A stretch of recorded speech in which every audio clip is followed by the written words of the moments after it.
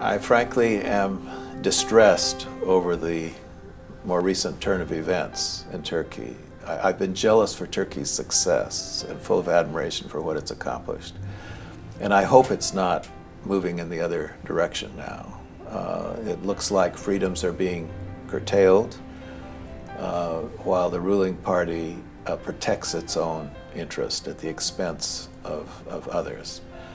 And that's very distressing to me because the reputation that Turkey did have in the West was certainly improving, and people were full of admiration and so on for it. And now we're wondering what's happening there.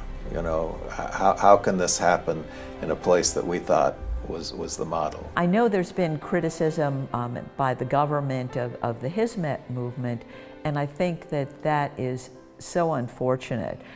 My experience with the Hizmet movement has been that it is, committed to the most idealistic notions of dialogue and education and social justice, and not at all really political in its orientation.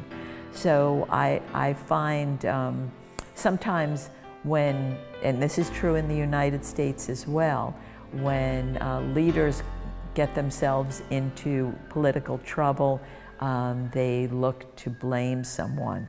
I find that sometimes in this country as well as in other countries, when leaders get themselves into difficulty, they might look for a scapegoat. They might look for someone to blame, and this is very unfortunate. We see Erdogan using a very benign, very supportive group such as the Hizmet movement as a means of creating fear in the minds of people so that he can enhance his own power.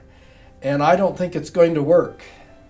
On a short-term basis, he may have some success in this, but the Turkish people are smart enough to not be fooled by this type of these types of lies.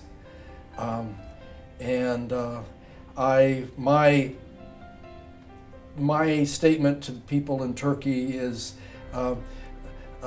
find out what the Hizmet program is all about. Read the philosophy of Fethullah Gulen and realize where they're coming from.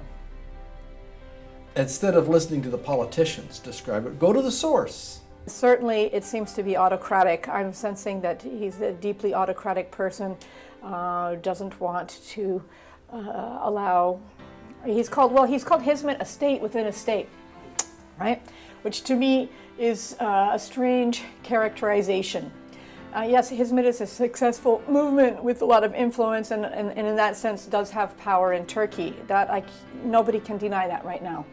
But, so do many organizations. There are a lot of different organizations. So to me, that's like saying that, again, like the Catholics are a state within a state in America, or the Jews, a state and a state within America. Those kinds of statements are really derogatory. They're pejoratives. We try to avoid saying those kinds of things because Catholics have a right to seek influence in America. Jews have a right to seek influence in America. That's how we operate here. I know in Turkey, people, Turkey is Turkish, and that's also fine. But it is hard for me to understand how that's democracy. My thoughts about the conflict with respect to the recent tensions in Turkey and the corruption scandal with the AKP movement and party, as well as the sort of allegation that the Hizmet movement has sort of been trying to undermine the AKP, are simply that I think this conflict, to me, demonstrated the consistency and the credibility of the Hizmet movement in the sense of it is not interested in attaining power, it is not interested in political power in Turkey or elsewhere in the world, but it wants to adhere to a certain pro-democratic, pro-liberty and freedom agenda, so that those who are elected to political power not only have a responsibility to provide economic development